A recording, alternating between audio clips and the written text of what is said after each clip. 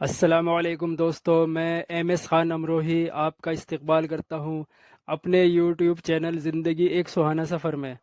دوستو، یہ میری پہلی ویڈیو ہے اور یہ پہلی ویڈیو میں نے اس مقام کے بارے میں بنائی ہے جو اس روئے زمین کا مقدس ترین مقام ہے۔ جی ہاں دوستو، میں بات کر رہا ہوں خانہ کعبہ کی۔ خانہ کعبہ جیسا کہ آپ حضرات جانتے ہوں گے کہ سعودی عرب کے شہر مکہ میں واقع ہے۔ خانہ کعبہ اور اس کے ارد گرد جو عمارت بنی ہوئی ہے جس کو مسجد حرام کہا جاتا ہے، اس کی بہت بڑی فضیلت ہے۔ قرآن کریم میں اللہ تبارک و تعالی نے فرمایا، ان اول بیت وضع للناس للذی ببکۃ مبارکا وہدی للعالمین، کہ بے شک لوگوں نے اللہ کی عبادت کے لیے جو پہلا گھر بنایا ہے وہ وہی ہے جو مکہ میں ہے، یعنی خانہ کعبہ۔ اور مسجد حرام کے بارے میں فرمایا، سبحان الذی اسری بعبدہ لیلا من المسجد الحرام الی المسجد الاقصی۔ تو سورہ بنی اسرائیل 15ویں پارے میں مسجد حرام کا بھی ذکر ہے، اور ان مقامات کی بڑی فضیلت ہے۔ پورے دنیا کے مسلمانوں کی یہ خواہش ہوتی ہے کہ وہ اس مقدس مقام پر جائیں، وہاں حج اور عمرہ ادا کریں، وہاں نمازیں پڑھیں۔ حرم شریف میں ایک نماز پڑھنے کا ثواب 1,00,000 نمازوں کی برابر ہے۔ دوستو، خانہ کعبہ کی تعمیر ابتدا سے آج تک 5 مرتبہ ہوئی ہے۔ سب سے پہلی تعمیر خانہ کعبہ کی حضرت آدم علیہ السلام نے کی۔ اس کے بعد حضرت نوح علیہ السلام کے زمانے میں جب طوفان آیا تو وہ منہدم ہو گیا۔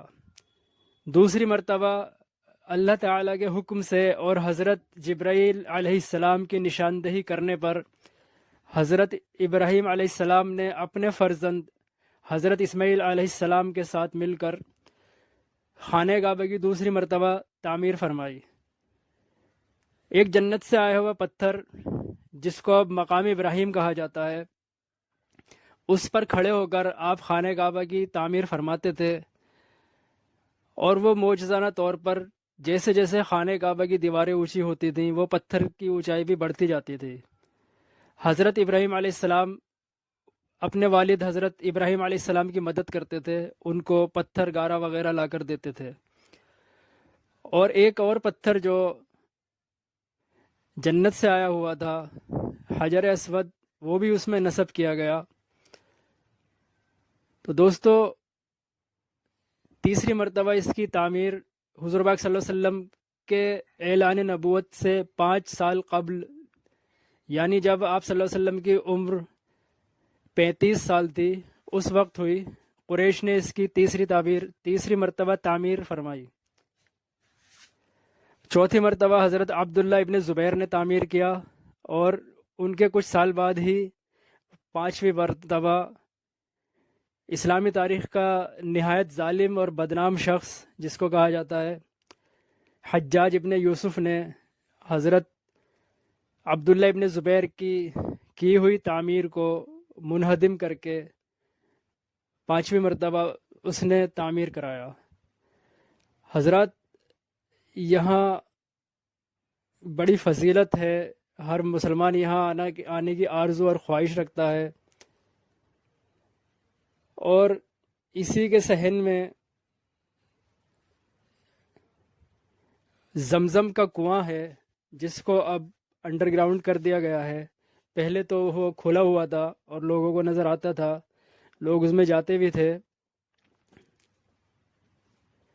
نہایت ہی بابرکت مقام یہ ہے۔ پوری دنیا کی مسجدوں کا رخ خانہ کعبہ کی جانب ہی ہوتا ہے، پوری دنیا۔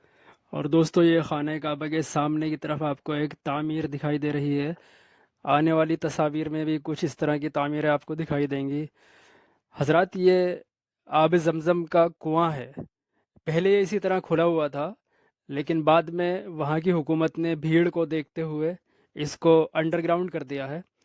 آب زمزم کے بارے میں تقریباً سب مسلمان جانتے ہوں گے، اور اس سے جڑا ہوا واقعہ میں مختصر آپ کو سنا دیتا ہوں۔ حضرت ابراہیم علیہ السلام کو اللہ تبارک و تعالی نے حکم دیا کہ آپ اپنے دودھ پیتے بچے اسماعیل اور اپنی بیوی کو اس مقام پر چھوڑ کر آ جائیں جہاں اب خانہ کعبہ ہے۔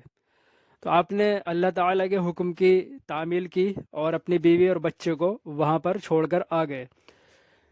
بچہ بہت چھوٹا تھا، پیاس کی شدت ہوئی اور پانی کی تلاش میں ان کی والدہ حضرت ہاجرہ وہاں صفا اور مروہ پہاڑی کے درمیان چکر لگا رہی تھیں، پہاڑی پہ چڑھ چڑھ کر دیکھ رہی تھیں کہیں پانی نظر آ جائے، لیکن کہیں پانی نظر نہیں آتا تھا۔ معجزانہ طور پر حضرت اسماعیل علیہ السلام نے جب اپنے پیر چلائے، ایڑیاں رگڑیں، تو وہاں سے یہ چشمہ جاری ہوا۔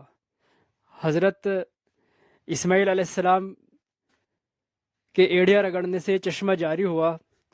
ان کی والدہ نے جب دیکھا تو وہ دوڑ کر واپس آئیں اور نہایت خوش ہوئی۔ انہی کے ان چکروں کی یاد میں ہر حاجی اور ہر عمرہ کرنے والا صفا اور مروہ پہاڑیوں کے درمیان 7 چکر لگاتا ہے۔ یہ حج اور عمرے کا اہم رکن ہے۔ تو یہ ہے زمزم کی کہانی۔ نہایت ہی مبارک پانی ہے۔ جب انہوں نے پانی نکلتا ہوا دیکھا تو اس کے چاروں طرف ریتے اور مٹی سے تھوڑا اس کو روکنے کی کوشش کی۔ اور دیکھیے دوستو، یہ خانہ کعبہ کے چاروں طرف جو کھلا ہوا ایریا ہے جہاں پر یہ تیروں سے نشاندہی کی گئی ہے، اس تمام ایریا کو مطاف کہا جاتا ہے۔ مطاف کا مطلب ہوتا ہے طواف کرنے کی جگہ۔ طواف کسے کہتے ہیں دوستو؟ خانہ کعبہ کے ارد گرد 7 چکر لگانے کو طواف کہتے ہیں۔ تو طواف کرنے کی جگہ کو مطاف کہا جاتا ہے۔ حج کرنے والے، عمرہ کرنے والے جو خانہ کعبہ کے 7 چکر لگاتے ہیں ان کو طواف کہا جاتا ہے۔ طواف نفلی بھی ہوتا ہے، اس میں احرام باندھنے کی ضرورت بھی نہیں ہوتی۔ تو اس مطاف کے بارے میں آپ کو بتا رہا تھا۔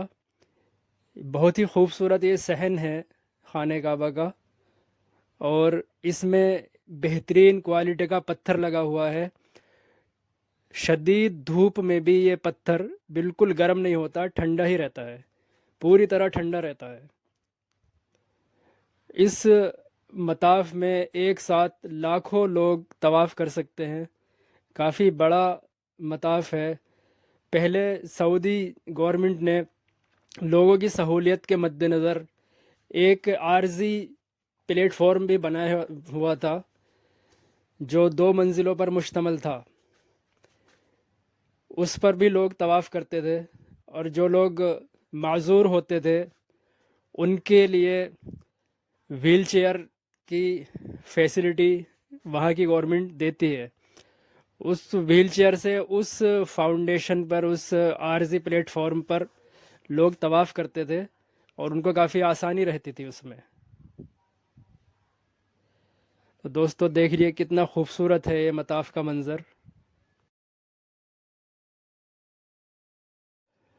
اور حضرات، یہ آپ کو خانہ کعبہ کے سامنے کی جانب ایک پیتل کا گنبد سا نظر آ رہا ہے۔ اس کے اندر ایک پتھر رکھا ہوا ہے۔ دوستو یہ وہی پتھر ہے جس کے اوپر کھڑے ہو کر حضرت ابراہیم علیہ السلام اللہ تعالیٰ کے حکم سے خانہ کعبہ کی تعمیر فرما رہے تھے، اور ان کے فرزند حضرت اسماعیل علیہ السلام ان کی مدد کر رہے تھے۔ تو یہ پتھر بھی جنت سے آیا ہوا پتھر ہے، اور یہ قدرتی طور پر خانہ کعبہ کی تعمیر کے ساتھ ساتھ اس پتھر کی اونچائی بھی بڑھتی جاتی تھی تاکہ حضرت ابراہیم علیہ السلام کو تعمیر کا کام کرنے میں آسانی رہے۔ اور جب حجاج اکرام اور عمرہ کرنے والے اپنا طواف مکمل کرتے ہیں تو اس کے پیچھے، مقام ابراہیم کے پیچھے 2 رکعت پڑھنا افضل ہے۔ اگر یہاں جگہ نہ ملے تو جہاں جگہ ملے وہاں پڑھ لینی چاہیے۔ اور یہ جو تیر سے جس مقام کی نشاندہی کی گئی ہے، اس مقام کو ملتزم کہتے ہیں۔ ملتزم کا مطلب ہوتا ہے چمٹنے کی جگہ۔ تو یہ خانہ کعبہ کا جو دروازہ ہے اور حجر اسود، اس کے درمیان کی جو جگہ ہے اس کو ملتزم کہا جاتا ہے۔ اس سے چمٹ کر اللہ تبارک و تعالیٰ سے رو رو کر، گڑ گڑا کر دعا کرنی چاہیے، اور لوگ کرتے ہیں۔ یہ دعاؤں کی قبولیت کی جگہ ہے، اور اس طرح سے اس سے چمٹنا اور چمٹ کر دعائیں کرنا مسنون ہے۔ اس کا نام ہی اسی لیے رکھا گیا ہے ملتزم، کہ یہ چمٹنے کی جگہ ہے۔ یہ خانہ کعبہ کے دروازے اور حجر اسود کے درمیان ہے۔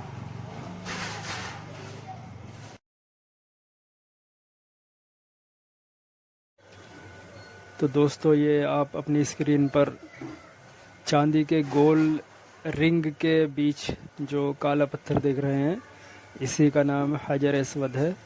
عربی زبان میں حجر پتھر کو کہتے ہیں، اور اسود کے معنی کالے کے ہوتے ہیں۔ تو حجر اسود یعنی کالا پتھر، یہ جنت سے آیا ہوا پتھر ہے۔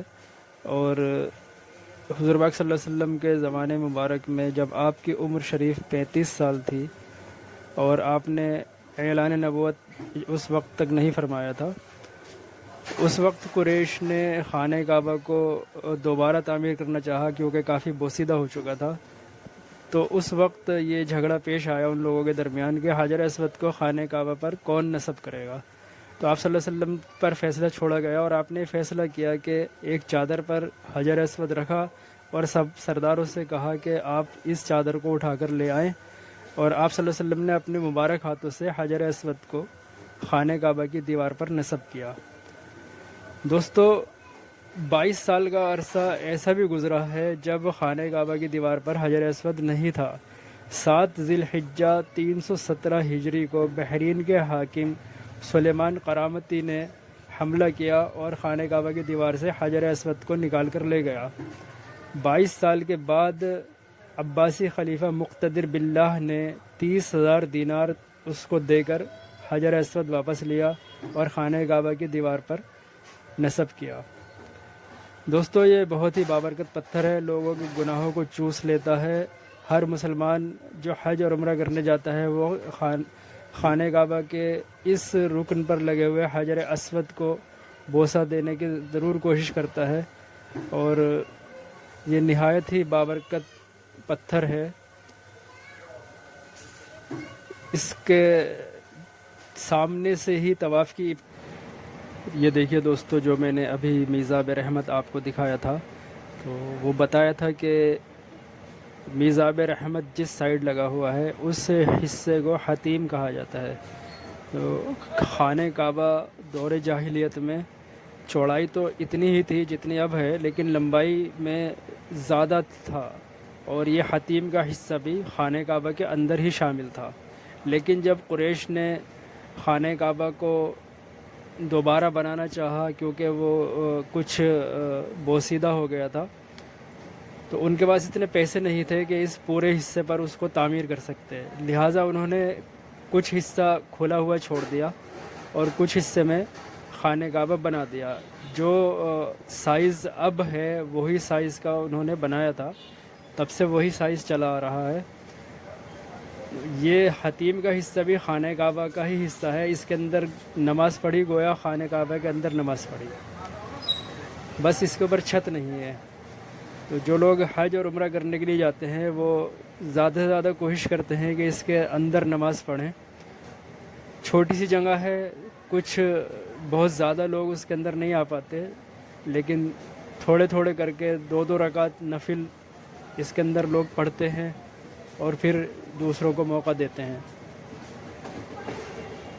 طواف کرتے وقت حتیم کے اندر سے نکلنا صحیح نہیں ہے، طواف صحیح نہیں ہو پائے گا، لہٰذا طواف کرتے وقت سب لوگ حتیم کے باہر سے ہی طواف کرتے ہیں۔ اگر کوئی شخص اندر سے طواف کرے گا تو اس کا طواف ہوگا ہی نہیں۔ ویسے تو اب حکومت کی طرف سے اندر جانے بھی نہیں دیتے ہیں، کیونکہ دونوں سائڈ دروازہ لگا ہوا ہے، اور یہ گویا کہ بنا چھت کا خانہ کعبہ کا حصہ ہے۔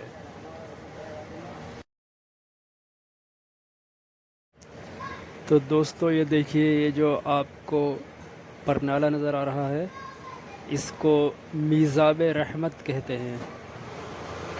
جب بارش ہوتی ہے اور خانہ کعبہ کی چھت کا پانی اس پرنالے سے نیچے گرتا ہے، تو وہاں موجود لوگ اس بابرکت پانی سے نہانے کی کوشش کرتے ہیں، اور یہ نہایت ہی بابرکت پانی ہوتا ہے، اور جس طرف یہ میزاب رحمت لگا ہوا ہے اس حصے کو حتیم کہا جاتا ہے۔ حتیم کے بارے میں اسی ویڈیو میں آپ کو آگے بتانے والا ہوں۔ اور یہ میزاب رحمت، اس کا دیدار کر لیجئے۔ یہ سونے کا بنا ہوا پرنالہ ہے۔